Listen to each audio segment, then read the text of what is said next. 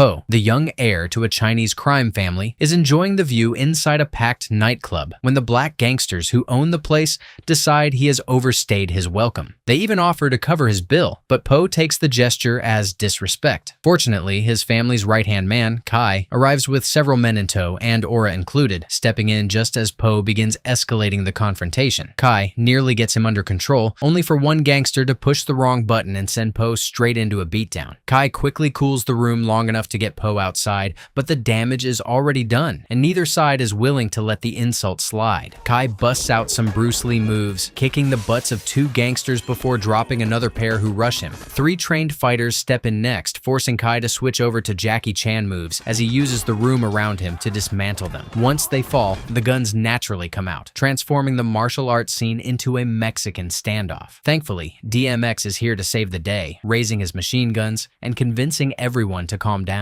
Outside, Kai berates Po for nearly starting a war, but Po isn't interested in the lecture. He throws a tantrum, climbs into his car, and speeds away in annoyance. As he exits the parking lot, another vehicle pulls in carrying Colin, the son of the Black Gang's leader. The following day, a young black kid rides his bicycle down the street and spots Po hanging from an electric post. News of his death quickly reaches Kai, who delivers the devastating message to Po's father and family boss, Chu. Across town, Black Gang leader Isaak is practicing his golf swing with his right-hand man, Mac. Their usual banter turns personal when Isaak promises Mac he will always have his back, even after they leave the streets and transition into legitimate business. That promise is immediately tested when Isaak receives word about Po. Knowing one death could ignite a full-scale war, he orders Mac to move quickly and keep the situation from spiraling. On the other side of the world, a prisoner being transferred into a Hong Kong prison whispers the news to Han, Po's older brother. The loss hits Han so hard that he immediately rises and lays a beatdown on every guard within reach, until a riot squad storms in and overwhelms him. The guards drag him into confinement, bind him with rope, and hoist him toward the ceiling, unaware that they have placed him exactly where he wants to be. Still tied up, Han uses the rope and his own momentum to take down every guard in the room. He surprises the deaf guard outside the door and forces him to open it, then steals a clown uniform and calmly walks through the prison as if he belongs there. The escape nearly collapses when someone discovers the unconscious guards just as Han reaches the outer gate. A guard stops him and questions him about placing bets, only to ask Han to place one for him as well. The alarm starts ringing while Han is still walking toward freedom, and another guard rushes after him. Instead of exposing him, the man simply hands Han more cash for the bets. With that, Han rides away before anyone realizes they just helped a prisoner escape. Back in America, Isaak arrives at the airport to meet Chu, while Mac is briefly delayed at the metal detector. Isaak offers Chu flowers and expresses his sympathy over Po's death, but Chu immediately questions whether the gesture is sincere. Forced to speak plainly, Isaak insists that nobody in his organization would have killed Po. Chu appears to accept the explanation and assures him their business arrangement will continue as planned, but the tension remains obvious. The moment the meeting ends, Chu tosses the flowers aside. Sensing the danger himself, Isaak orders Mac to place his entire family under around-the-clock protection. That protection reaches Isaac's daughter, Trish, who owns the clothing store Serpentine Fire and spends her time dancing with the neighborhood youth. As she prepares to leave for some shopping, Maurice arrives with orders to escort her. Trish wants nothing to do with the arrangement, but Maurice explains that her father has given her no choice. She reluctantly gets into his car while elsewhere, a package is delivered to Calvin's barbershop. Calvin jokingly asks his customer, Harold, to open it, only for the box to explode in a fireball that takes them both out. As the violence spreads through the city, Han arrives in America with swagger and heads straight to a hardware store, where he picks up several tools he may need. His next problem is finding the address he has been given. When a cab driver responds to his questions with nothing but crankiness, Han decides to borrow the cab permanently. At the same time, Trish is shopping for albums while Maurice loses himself in the music. The moment his attention slips, she sneaks out of the store, leaving the comedic genius behind. Maurice notices only after fumbling his dance moves and frantically starts searching for her. Han finishes hot wiring the cab just as Trish climbs into the back seat. He tries to explain that he is not working, but she offers him $50 to drive before Maurice catches up. Han hesitates until he sees Maurice bumbling around outside, then immediately accepts. His Hong Kong-rated driving terrifies Trish, and his complete ignorance of taxi fares soon confirms that he is not actually a cab driver named Akbar. So Akbar, tell me, is it true what they say about Hong Kong? What's that? You know, all you guys do kung fu. Of course. State law. Can you break one of those boards with your head? Sure. That I'd have to see. You must be a very dangerous man. Are you scared?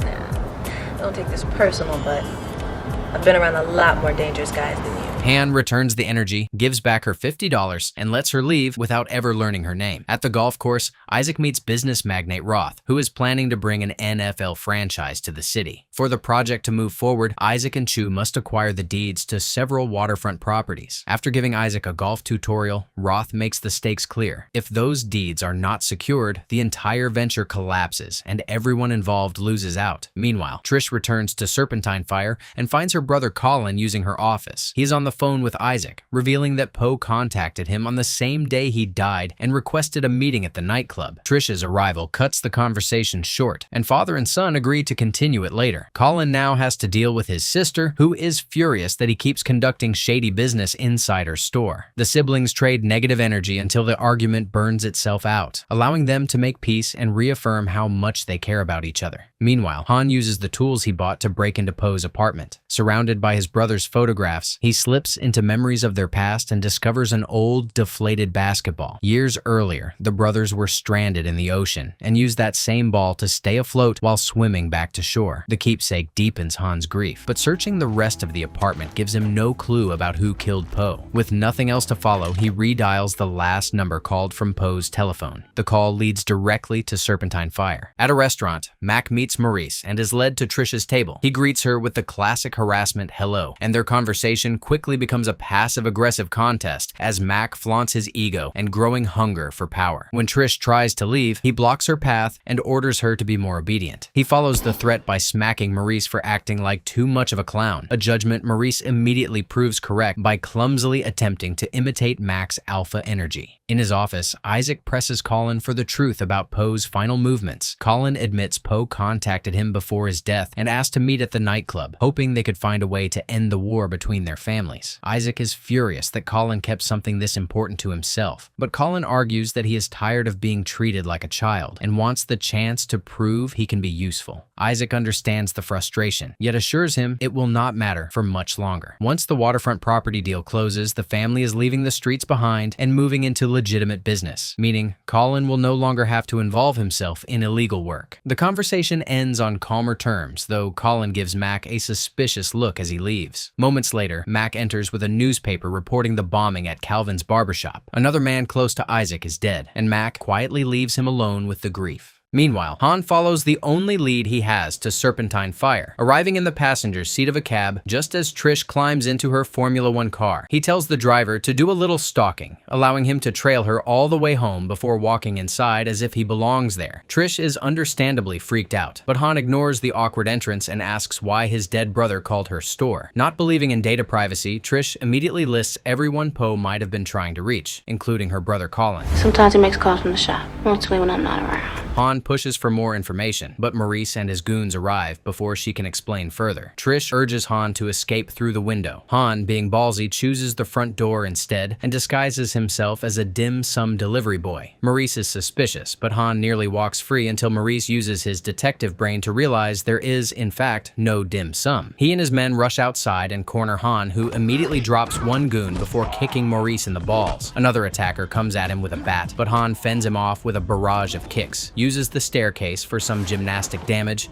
and tries to leave. Maurice and the others are not finished, forcing the fight into the alley. There, Han hog-tees one man with his own belt, disarms Maurice, throws his gun into the trash, and escapes in a new ride. While Han closes in on the truth, Chu meets with the other Chinese crime bosses, who complain about the damage they have suffered at the hands of the black gangs. They want to flex their power and crush the opposition, but Chu insists they remain patient. Their business deal is too important to jeopardize with an open war. Poe's funeral follows soon after, drawing gang members from across the organization to pay their respects. Kai spots Han watching from a distance and quietly alerts Chu. Han approaches his brother's casket and leaves behind the old basketball that once helped them survive together. When he finally faces his father, father, Chu is more interested in how Han escaped prison, while Han only wants the name of Poe's killer. Chu explains that Han originally went to prison so he and Poe could escape to America, but Han has no interest in revisiting old sacrifices. He wants revenge. Chu orders him to trust Kai and stay out of the investigation, but Han walks away determined to settle the matter himself. Before leaving, Han confronts Kai while he is training. Kai explains that both families control half of the waterfront properties, and that struggle has pushed them toward war. The conversation turns into a sparring match, with both men appearing evenly matched until Han casually reveals that he stole Kai's glasses without him noticing. After the martial arts show,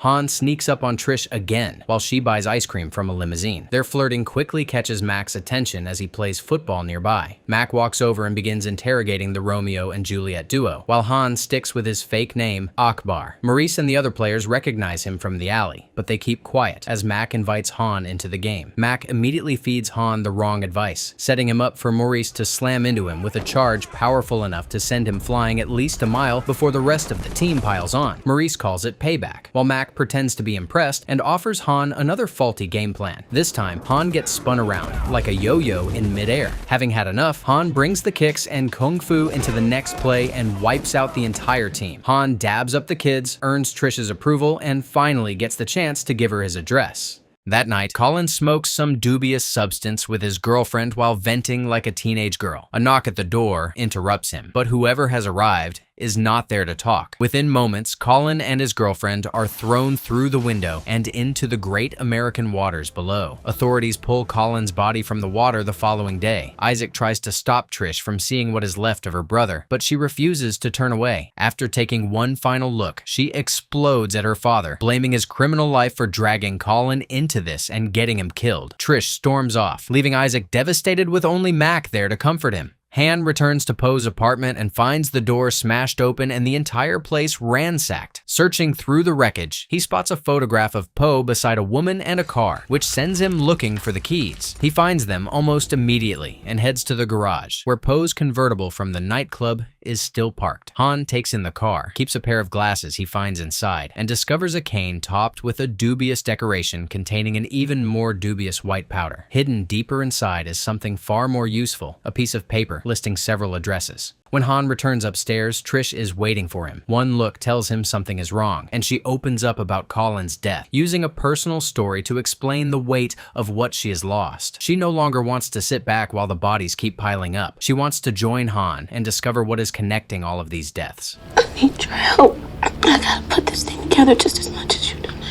Romeo and Juliet then head to the first address on Poe's list, another waterfront property. Inside, they find the building filled with dead bodies. Trish follows with her eyes nearly closed, while Han examines the scene and realizes the killers cannot be far away. The sound of motorcycle engines confirms it. Han races outside just as the escaping riders stop and open fire on the new witnesses. Han and Trish narrowly avoid the bullets, dive back into the car, and speed away as the motorcycles chase them through the streets. Gunfire tears into the vehicle, but Han's defensive driving keeps them alive long enough for him to grab one attacker's weapon and smash the rider into a nearby Tesla truck. With one enemy down, Han drifts the car around and becomes the pursuer. He slams into the remaining motorcycle, bringing the chase to a stop and turning it into hand-to-hand combat. The final rider turns out to be a female Chinese gangster, leaving Han unwilling to strike her directly. Instead, he recruits Trish's body so he can lay the smackdown by proxy. The lovebirds break into some sort of dance fight, moving together until they finally overpower the woman and take her down for good. Right after surviving the attack, Han confronts Chu for answers. His father claims he knows nothing and suggests Isaak must have hired outside Chinese gangs to strike the waterfront properties. Han cannot believe how little help he is getting, but as he turns to leave, Chu warns him that Trish may be using him. While Chu redirects suspicion toward Isaak, Mac is busy forcing a crab fisherman to surrender the deed to his property. The man refuses at first, so Mac gives him a more aggressive incentive by shoving his head into a pile of crabs. The fisherman finally cracks, and Mac orders him to retrieve the deed immediately. Still baffled by the entire encounter, the man calls Mac crazy before hurrying off to obey. At the docks, Kai arrives with his men and meets another group of Chinese gangsters inside a barge. He warns them that an attack may be coming, but when they ask for details, Kai immediately shoots their leader. The truth is now clear. Kai is the one destroying the Chinese hideouts, including the building Han and Trish just investigated. He blows up the entire barge, returns to Chu, and confirms the job is finished. finished. Chu responds by visiting a butcher's truck where the remaining Chinese gang leaders are tied up, revealing that he has been eliminating his own allies to seize control of their properties. Roth soon calls, and after the two exchange vague words, he pressures Chu to secure the remaining deeds faster. At Trish's apartment, Isaak wakes his daughter and orders her to come with him, unaware that Han is watching from his car. During the drive, Isaak tells Trish to stay away from Han and remain protected inside the family home. Tired of being kept in the dark, she directly asks whether he had Han's brother killed, but Isaak insists he had nothing to do with Poe's death.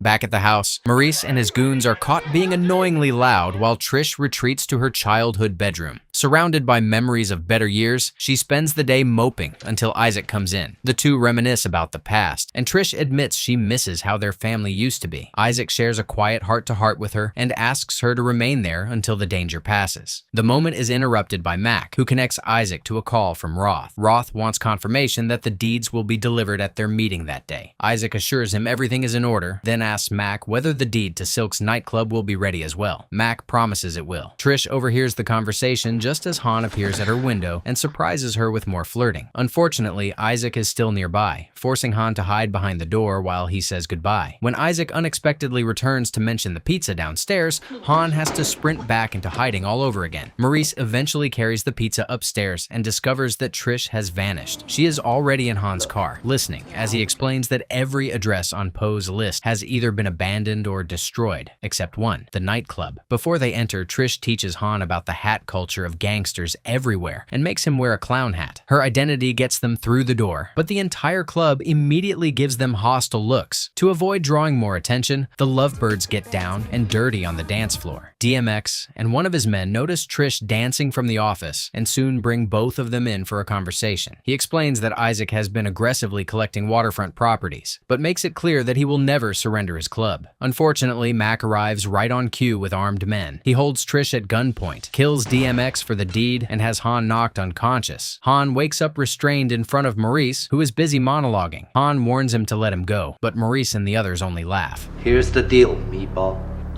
You'll let me go. I let you live.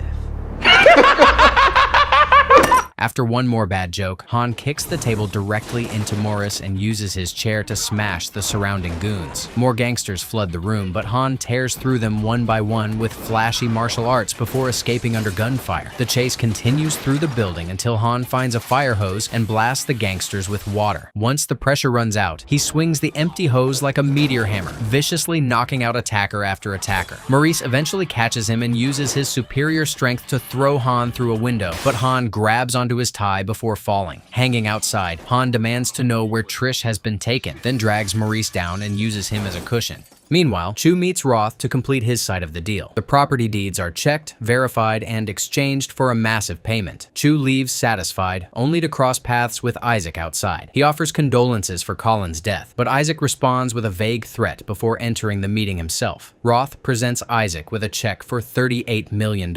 Instead of celebrating, Isaak admits he wishes Colin were alive to see it. He suddenly rejects the check and offers Roth a different arrangement, a contract, making him a partner in the NFL venture. Roth and his associates are stunned and step aside to discuss the proposal. Mac is equally shocked, but uses the moment to reveal that he is taking over Isaac's organization, Machiavellian style. He then brings out Trish, held captive by one of his men, and finally exposes the entire conspiracy. You lost your mind when you started thinking that this white boy was gonna let you own a piece of their game.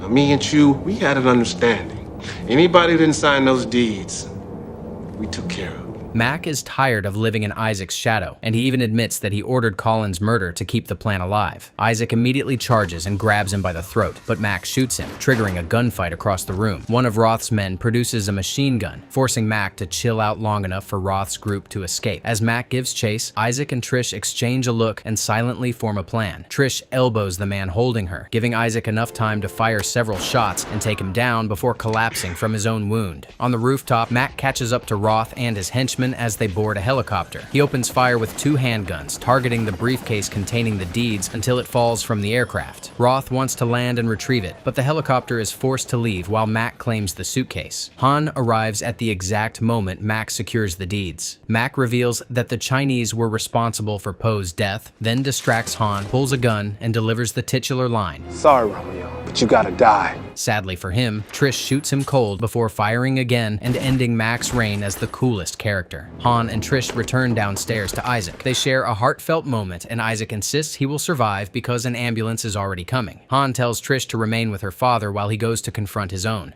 At Chu's mansion, Han finds Kai waiting beside a cinematic bonfire. Kai finally confesses that he killed Po because he had become a nuisance to their plans. With the truth exposed, the two launch into a brutal fight. Han initially appears to have the advantage, but Kai begins using the environment to shift the momentum. He forces Han's hands into a bowl of fire, grips the burned flesh, and hurls him through a burning fence. The impact gives Han access to scraps of fabric, which he wraps around his injured hands before channeling his inner Jet Li. He returns with a vicious beatdown, overwhelming Kai and launching into a Mortal Kombat fatality in midair that kicks the life out of him. Han then enters his father's office and demands to know how Chu could sacrifice his own son. Chu argues that Po was unsalvageable, but Han rejects the excuse, telling him he should have done better. Chu then hands Han his revolver and invites him to finish the job, but Han refuses. He has already avenged Po, and Chu must now live with the weight of everything he has done. Han leaves the room, but Chu cannot face those consequences. Devastated, he picks up the revolver and gives himself an eternal farewell. Outside, the police allow Han to walk away for whatever reason. Trish is waiting for him, and the two leave together like Romeo and Juliet.